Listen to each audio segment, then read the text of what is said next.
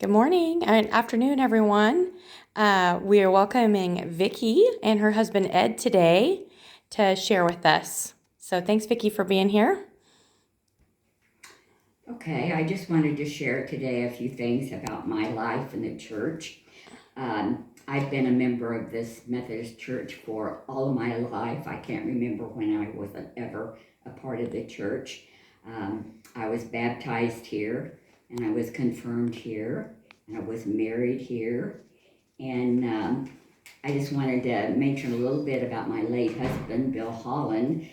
We were married, it was in the old church building that at that time we were housed down across the street from the old Presbyterian church. And so that was at the corner of 7th Street and Conway Street, I believe it was. Of course, that was torn down and they built a residential home there now. And actually, Frank and Lynn Bartnick, which we all know, are living there now. Bill and I had two children that we raised in the church, and that is Michelle Kingston and Mitch Holland. And they were both baptized in the old church also. And before Bill's passing, he was very active in the church, and he served on many committees, did lots of work, not only local, but in the district level. And he also served as co-chair for the building of the church that we're in now, and that was in the early 1970s. Later on, after Bill passed, Ed came back into my life after we'd been together in high school here in Conway Springs. We actually went to the junior-senior prom together when we were juniors. And so we kind of had a history, and we got back together, and we were married in this church building. So there's been a lot of memories, good memories for us in this church.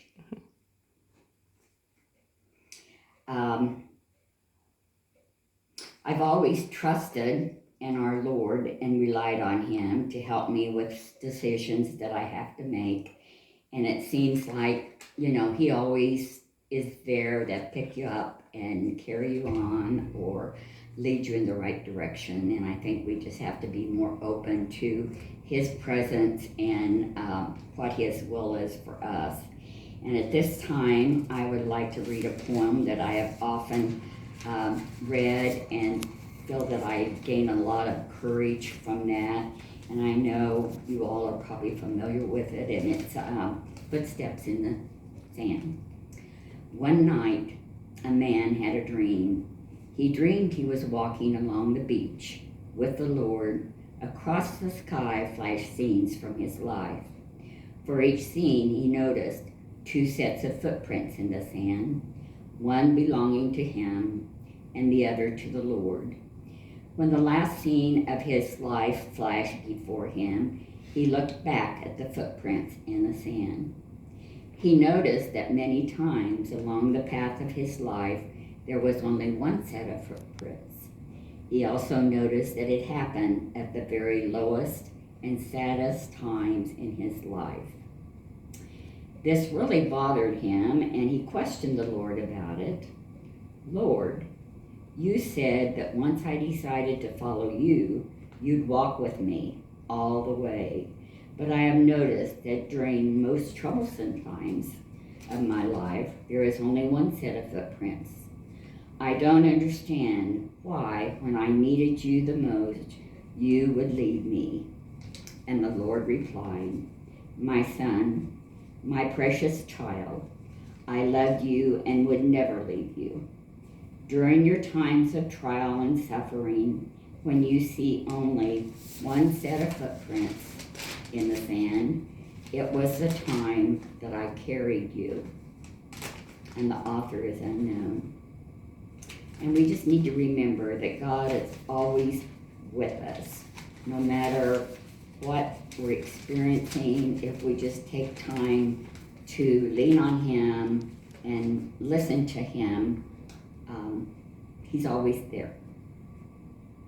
There's also a song that I often like to listen to, and through different trials and tribulations that you go through, and it originally was made famous by Chris Christopherson, and it's called One Day at a Time.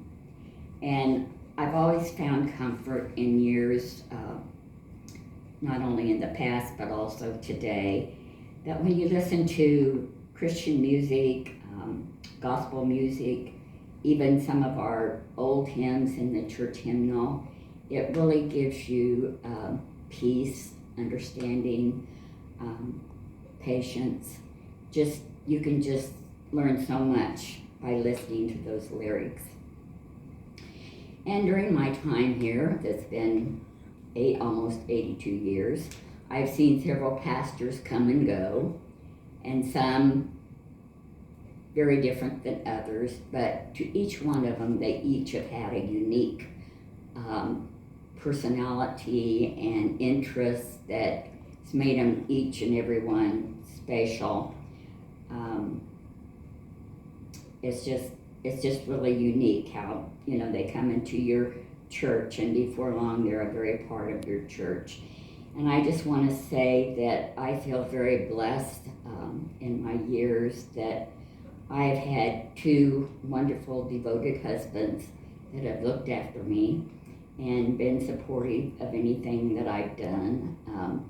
I've done just about every job there is in the church throughout my years, and haven't denied anyone. Usually when they ask me to do something, I usually am always willing, if I'm able, to do whatever it calls. And I just thank God every day for my family, my church, and my community as they support me in good times and bad. To God be the glory, and thanks be to God. Thank you. Thank you.